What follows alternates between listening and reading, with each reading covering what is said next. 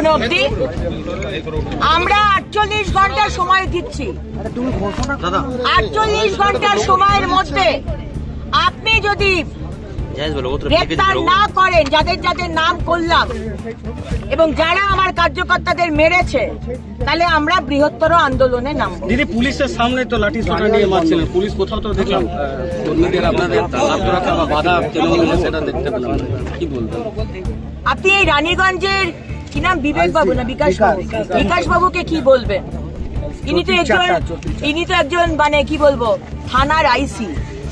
আজকে আমরা দেখতে পেলাম আরজিকর কেসে বিনীত গোয়েল, কলকাতার কমিশনার, তিনি আজকে কিভাবে মানে নিজের পদকে অসম্মান করে আজকে অভয়ার মৃত্যুর প্রমাণ লোপাট করে দেওয়ার চেষ্টা করেছেন এই বিনীত গোয়েলের পুলিশ।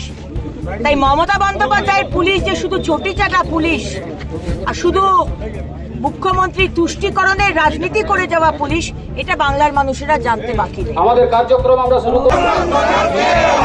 পুলিশ তোমার কিসের ভয়? পুলিশ তোমার কিসের ভয়? পুলিশ তোমার কিসের ভয়? পুলিশ দিয়ে গুন্ডা দিয়ে বিজেপিকে রক্ষা চাই। বিকাশ সত্য আপনার কিসের ভয়? বিকাশ সত্য আপনার কিসের ভয়? পুলিশ মন্ত্রী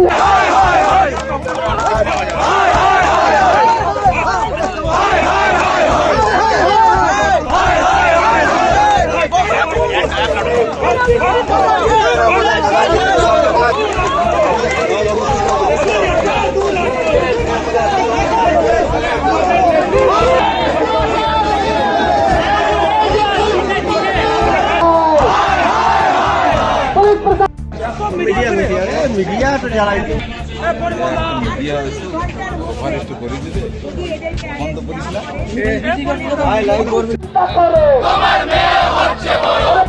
তুমি চিন্তা করো, পুলিশ তোমার কিসের ভয়?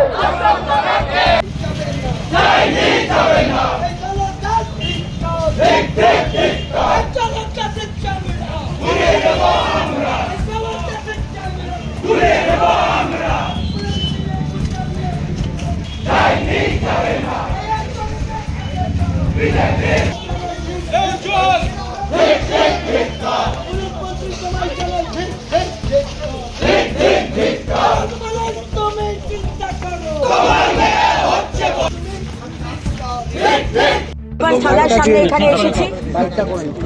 গতকাল আপনারা জানেন যে আমাদের ভারতীয় জনতা পার্টির কার্যকর্তা দীপ্তরূপ, অভিক, অনল, দেবজিৎ, বাদশাহ, সুজিত এবং প্রচুর মহিলা কার্যকর্তাদের মোলেস্ট করা হয়েছে এবং আমাদের ভাইদেরকে সাংঘাতিকভাবে মারধর করা হয়েছে পুলিশের সামনে। এই পুলিশের রোল তো আমরা দেখেছি। চারুতলা থানায় যেদিনকে মমতা ব্যানার্জি মুখ্যমন্ত্রী হওয়ার পর দুষ্কৃতীদের ছাড়াতে গেছিলেন, সেদিনকে পুলিশ টেবিলের তলায় লুকিয়েছিলেন। আর বিনীত গোয়েলের পুলিশ 14 তারিখ রাত্রে দেখলাম আরজি করের নার্সদের বাথরুমে লুকিয়েছিলেন। এই তো হচ্ছে আপনাদের সাহস, আর এই তো হচ্ছে আপনাদের কাজ। আপনারা যদি মনে করেন রানীগঞ্জ থানার আইসি বিকাশ দত্ত, বিজেপি এলেও ব্যারিকেড দিয়ে নিজেদের, আপনি যদি মনে করেন যে আপনার এই সামান্য ব্যারিকেডে আপনি বিজেপির কার্যকর্তাদের রুখতে পারবেন, আপনি ভুল ভাবছেন। আপনি ভুল ভাবছেন যে আমরা অত্যন্ত শান্তিপ্রিয় একটি পার্টি, আমরা আইন শৃঙ্খলা মেনে চলি অবশ্যই, কিন্তু যদি মনে করেন যে আপনার পুলিশ দাঁড়িয়ে দাঁড়িয়ে দেখবে আর তৃণমূলের ছেলেরা আমাদের মারবে, তাহলে আমিও বলবো আমার ভাইরা বোনেরা, ইট মারলে তাই প্রস্তুত থাকুন।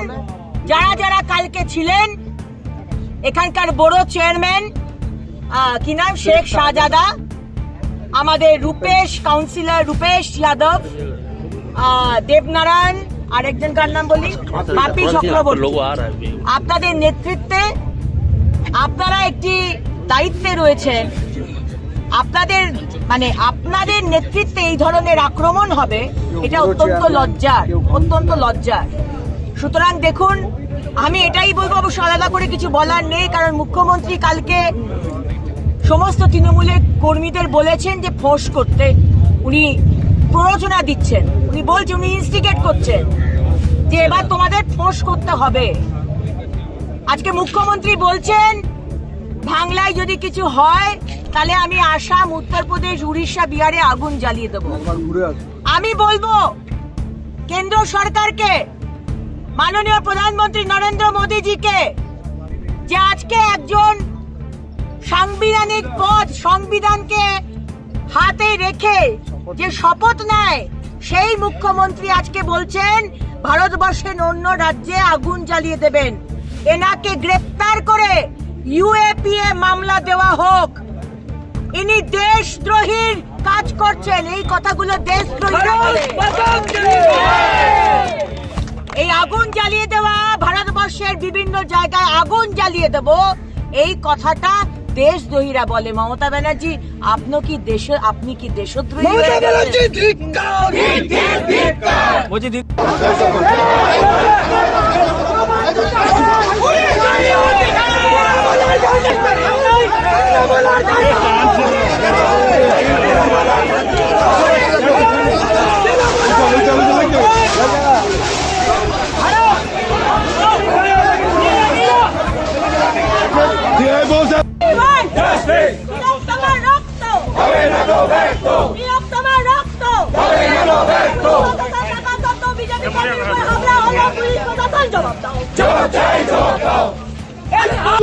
বিজেপির বেলায় লুঙ্গি দেখলে টেবিল তলায় পুলিশ মন্ত্রী ঠিক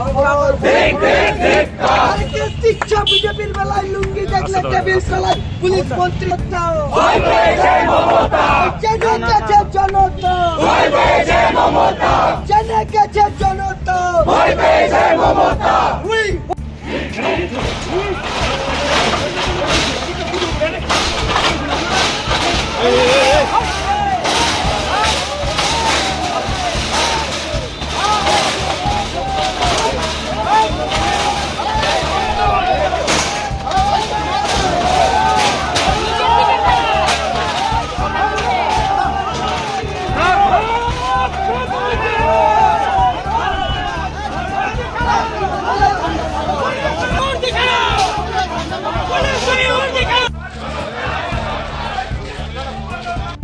তুমি উর্দি ছাড়ো, তুমি চিন্তা করো, উর্দি ছাড়ো,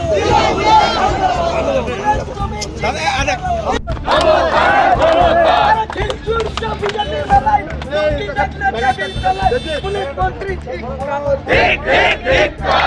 শিক্ষা, বিজেপির বেলায় লুঙ্গি দেখলে টেবিল তলায় পুলিশ মন্ত্রী